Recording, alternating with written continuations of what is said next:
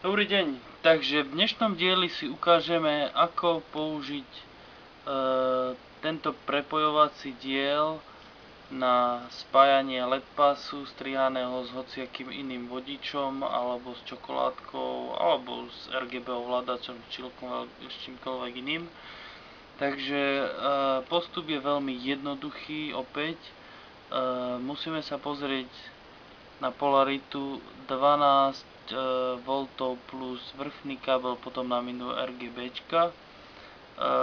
Tak isto ako mostík, ktorý sme si ukazovali v predchádzajúcom dieli, aj tento diel má prepojovací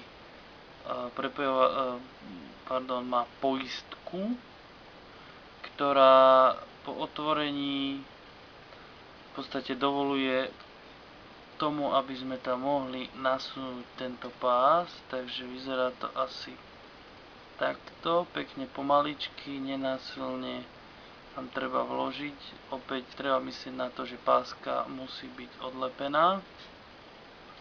Ak no ale to zasunieme, jemnými kývajúcimi pohybmi zaistíme poistku, aby nám pás nevypadol, aby bol pevný. Po podstate nasadení tejto prípojky je dobré zaizolovať tieto kontakty alebo zaliať silikónom alebo hociakým iným lepidlom, aby náhodou nedošlo k skratu. Na čo je veľmi dôležité mysleť, nie vždy pás napájame v tomto poradí. Teraz nám to pekne vyšlo, plus potom je zelená, červená a modrá. Niekedy sa stane, že potrebujeme mať pás napojený z opačnej strany. Otočíme si pásik.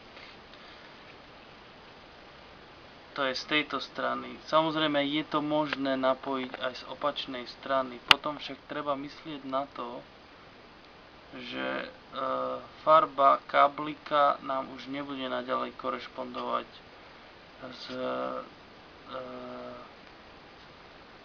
s jednotlivými označeniami na LED páse. My musíme vedieť, že v čiernom máme plus,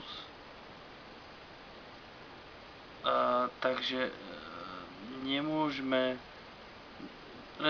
nemôžeme do čierneho kábla dať 12 V pozitívnych plusových.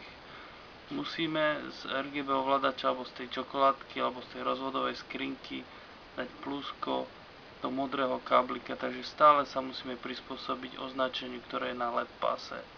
Takže v tomto prípade modrý by bol plus, tu máme G, to je green, červený káblik by sa stal zeleným, tu máme red, zelený káblik by sa stal červeným a B, blue, by sa stal negatívnym modrým káblikom. Takže na to treba mysleť, ak pás otočíme, treba myslieť aj na prívodové farby. To je všetko. Ďakujem za pozornosť a tešíme sa na nákup na našich stránkach www.úspornažiarovka.sk.